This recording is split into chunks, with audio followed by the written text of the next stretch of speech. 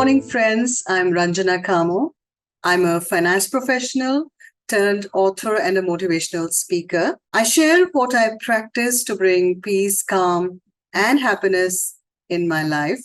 Today, I bring you this masterclass, which I call Be a True Friend Mental Health Awareness Masterclass. This is a class where I bring you observations and personal experiences and hope that they can be of use to you. Before I begin, I want to share two incidents which are from my life. First is an incident where I got a call from a family friend informing me that her 7-year-old daughter was having anxiety attacks. Now, that came as a shock because why would a 7-year-old have anxiety attacks in this innocent stage of her life? And this was a girl who was very lively, very cheerful. She could cheer the people around her immediately with her antics and with her jokes, with her, lively state of mind. And all of a sudden, she started getting anxiety attacks. She got help in time. Her parents took immediate action. They took her to a psychologist and it took her some months, but she did heal. Now, how many of us would be able to accept that there is a problem? Like the 7-year-old accepted that there was a problem and she was ready to meet the counselor in spite of, the difficulties that she was facing. And we were still left wondering as to why she would get such anxiety attacks, because it could be any reason. It could be something at home. It could be peer pressure. Or was it the burden of her studies? Was it the burden of the expectations of her parents or teachers or even her own expectations? We are still not able to narrow down the issue, but she got help in time and she's healed, and that is good news. Now, how many parents take immediate action like her parents did? There would be some parents who would be embarrassed and would like to sweep the issue under the proverbial carpet, as they say. I want to talk about another incident. This is about a lady. She was in her 70s and we do not know what happened to her, why she was depressed, but she went to the terrace and she jumped off the building and committed suicide. Was it the empty nest? Was it the loneliness? We are not so sure as to what happened. Her husband is still shocked and he is unable to come to terms with what has happened and with the fact that he did not recognize the signs that were there, which in hindsight, he probably is now able to see. And as they say that hindsight is always 20/20. So a lady in her 70s and a 7-year-old girl. So emotional and mental health does not really get discriminated by age. As a layman, a laywoman, a layperson, I bring you some observations in this masterclass on mental health awareness. These are based purely on observations and my personal experiences with family and friends. There are various questions that could arise as to what does a person do when faced with anxiety attacks. So if you're a friend, how do you recognize the issue with your friend or with the family members? How do you know that your friend is going through anxiety and depression? How do you help them? And how do you approach this topic? Because it is very sensitive. So let us put forth answers, and I will try to do that to the best of my abilities here.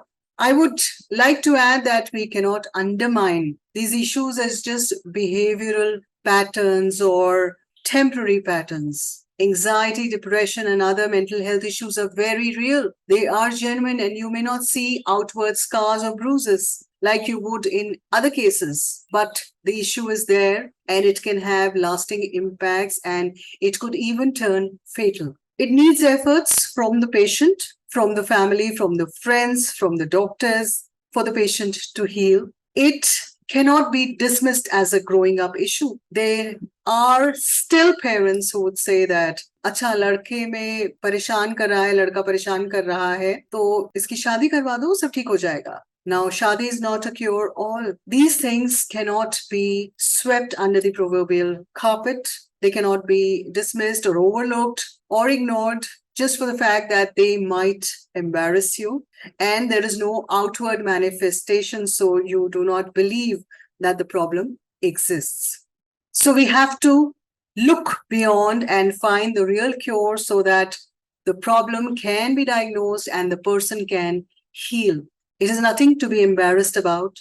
If you have a fever, you take medicine. If you're not able to see properly, you wear spectacles. Similarly, if you have such an issue, anxiety, depression, or any other mental issue or emotional problem, you go seek a specialist, just like you would do for any other fever. Age does not discriminate, as we have seen from the two examples that I have quoted, which are real life incidents about the 7-year-old girl and the lady who committed suicide. So I want to mention here that if you're a perimenopausal woman or a person who's going through menopause, you may be facing anxiety issues. So this is not going to be permanent. It is good at this stage to check your levels of magnesium, vitamin Bs, Ds, and of course the hormones. But if you get your blood work done and if there are gaps, it would be good to consult a doctor. And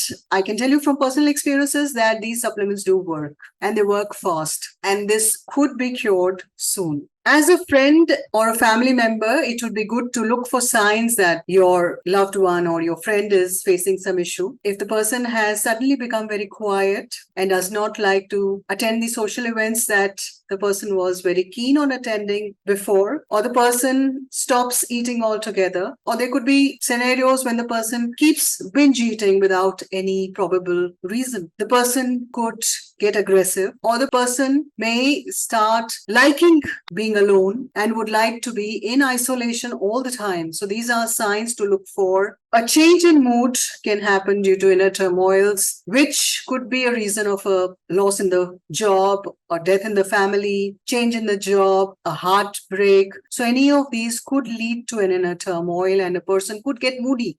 But you have to see that this is not a permanent change. If it is a temporary change and can get over within a week or two, it's okay. But if this is going to take longer, then it is good to be with that person, to see that you are there for that person. Your presence will be a calming effect, and you can see that, you don't let that person fall into that vortex of darkness. So if your friend is behaving in a different manner, the changes in the mood are new, then it is good to check with them. You can ask them then, if do you need help, or is there something that you want to talk about? If you want to talk about something, I am there, and I am there to listen to you, and I'm there to support you. And you should be there for your friend, be a true friend.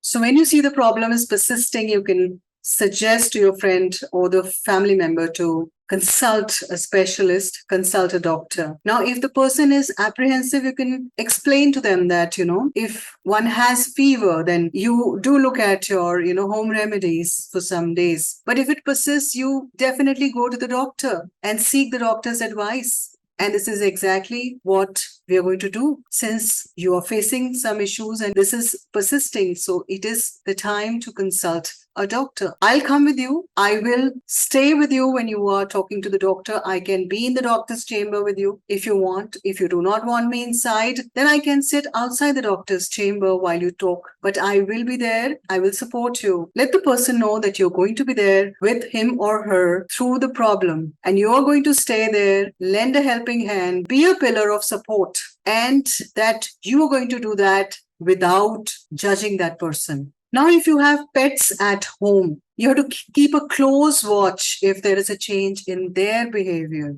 It could be triggered if there is a new baby in the house, or if there has been a death in the family, or the pet is facing separation anxiety due to long periods of time that the pet has to stay without you. So the pet could be really getting very aggressive, or it may just ignore you altogether. Your pet can undergo mental trauma and anxiety, and it could be depressed too. He or she can stop eating if depressed. They can really get suicidal. So it is time to give them more attention, more care, more love, and also see seek the advice of your vet. It is always good to take preemptive steps in time and when you can. Else, it is impossible to live with regrets of knowing that what if I had done something?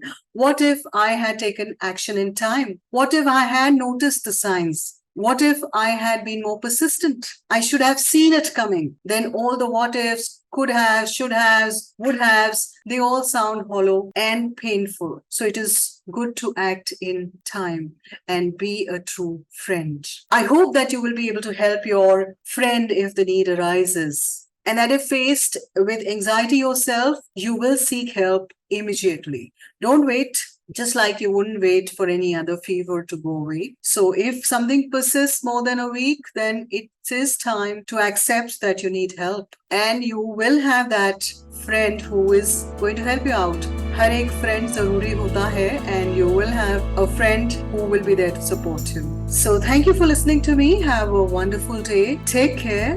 Goodbye. And wish you a very good health, physical, mental, emotional health. Bye-bye.